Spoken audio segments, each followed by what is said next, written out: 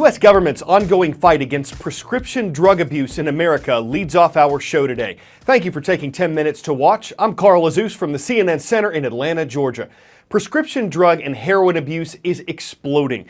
Last week, we reported on the Food and Drug Administration's black box warning, its strongest possible warning that'll appear on commonly prescribed opioid painkillers. Now, the government's making it easier for doctors to prescribe anti-addiction drugs to help patients get over their dependence on opioids. The White House is also promising more than $100 million in funding to help treat addicts nationwide. Critics say these steps are long overdue, that the problem has already gotten out of hand. President Obama participated in a panel on the subject yesterday. It was moderated by CNN's Dr. Sanjay Gupta.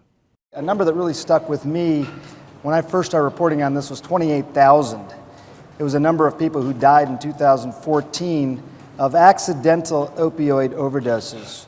About half of those were involved with prescription overdoses. It's a pretty staggering number. And there are so many different problems in the world that's where solutions really aren't that obvious. And this is a complicated problem. No question about it. There are people with chronic pain who are caught in the middle. There are people with addiction who are caught in the middle. But I also think it's a very fixable problem. You know, my job is to promote the safety, the health, the prosperity of the American people.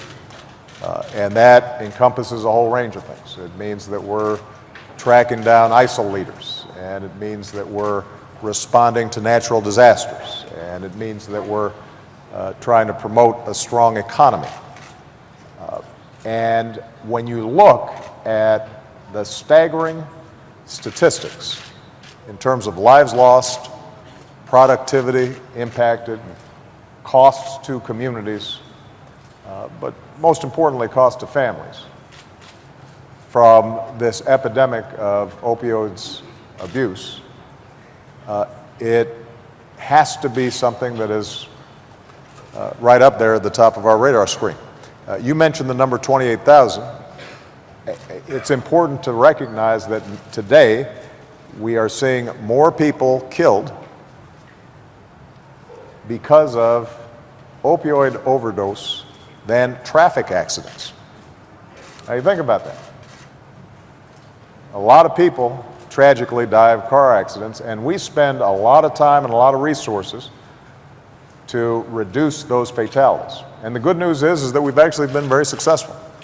Traffic fatalities are much lower today than they were when I was a kid, because we systematically looked at the data and we looked at the science, and we developed strategies and public education that allowed us to be safer drivers.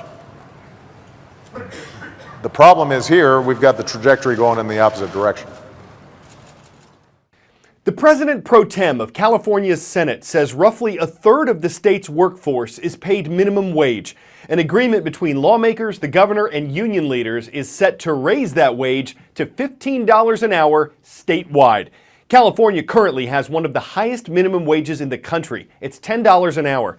This agreement would require businesses to raise that incrementally to $15 by the year 2022. If there's a recession or state budget problem, the raises could be put on hold. Low-wage workers in California have been pushing for years to get the state minimum wage raised. The benefit to employees is clear, and lawmakers in New York are considering doing the same thing. Critics say it's a bad idea because businesses might have to lay off workers or possibly shut down if they can't afford to pay the rate hike. Here's how wage hikes are playing out in a California city where the minimum is headed higher than $16 an hour. We're headed to the city with the highest minimum wage in the country, Emeryville, California. What was your reaction when you heard about the proposed increase to $16? Honestly, I was scared. This is Chris Hilliard. He's a husband, father of 2 young girls, and he owns Farley's Coffee Shop. Farley's was originally started by my father in San Francisco 26 years ago. Most people that are working here are working for big businesses, and they're making $14.44 if they're making minimum wage. At small businesses, they're making $12.25. And by 2019, the minimum wage is expected to jump to $16, and that's for everyone. It has an impact on local economies all the way up to the national level. And we've seen here locally when workers make a few extra dollars, that money gets recirculated in the local economies. Is $16 a livable wage? In the Bay Area, it's pretty hard to live on $15 or $16 an hour. Going from $12.25 to $13 to $14 to $15 to $16, that's going to be a challenge as a small business owner. Any small independent business that was considering opening in Emeryville is going to probably have to consider whether they want to go forward with it. Is there a fear that you might not be able to make this work? We'll raise prices some, but of course we can only raise prices a certain percentage before we start to lose customers. On the northern part of the Ring of Fire, it's a horseshoe-shaped line around the Pacific where earthquake and volcano activity is common. The Pavlov volcano is erupting for the first time since 2014. It's located in southwest Alaska along the Aleutian Arc. It's one of the region's most active volcanoes, but this eruption wasn't expected. It started over the weekend and sent an ash plume 37,000 feet high. That's the cruising altitude of passenger jets. And that's why dozens of flights in the region had to be canceled. The ash is more than a cloud, and it's more than a visibility threat for passing planes. This is a place where we monitor volcanoes along the about 1,500-mile Aleutian Arc. We have a lot of volcanoes in the Arc, and they're all explosive volcanoes, so they produce ash plumes, and they can be carried around the Earth. The biggest hazard is to aviation, but also impacts to people on the ground. When we think of ash, we think of powder or fireplace ash, but in fact, that's not at all what volcanic ash is like. It's just pulverized rock material. This is really scratchy stuff. I primarily work deploying, repairing, and maintaining monitoring instrumentation. We try to get them these permanent monitoring sites as close into the volcanic sources as possible. These instruments are going to tell us exactly what the ground is doing. That network of sensors, all that data is transmitted back in real time. A key indicator of a volcano that has been quiet for a long time and is becoming restless are volcanic earthquakes. If an ash cloud is produced, we can distinguish which volcano is erupting using low-frequency microphones. Satellites observe activity over that entire arc. Those observations feed into the predictions on where the cloud will go to try to keep aircraft out of the volcanic cloud. Anchorage is a large air cargo hub. We have about 25,000 passengers per day that transit over the volcanoes in Alaska.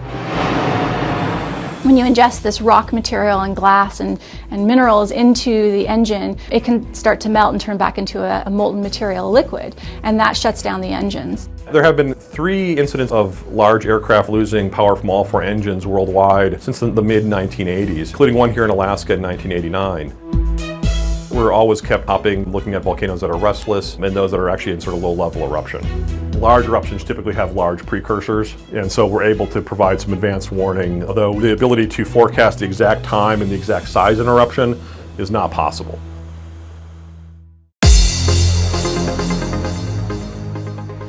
It's known as the Old Line State, the Free State, and Little America. We're talking about Maryland, and that's the home of the Dragons of Annapolis Middle School. It's in Annapolis. Next up on today's roll call, we've got some Falcons from Omaha, Nebraska. Holy Cross Catholic School is watching today. And across the Pacific, in the Chinese capital, hello to the experimental school of Beihang University. Great to see our viewers in Beijing.